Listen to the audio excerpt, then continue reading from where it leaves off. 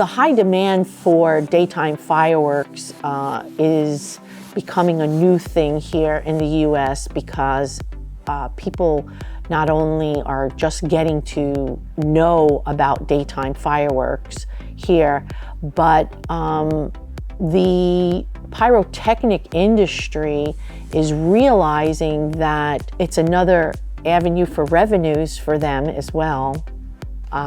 Because there's only so many events that you can do during the evening. In addition to that, there are plenty of daytime events and celebrations that people just want to institute fireworks as part of that celebration.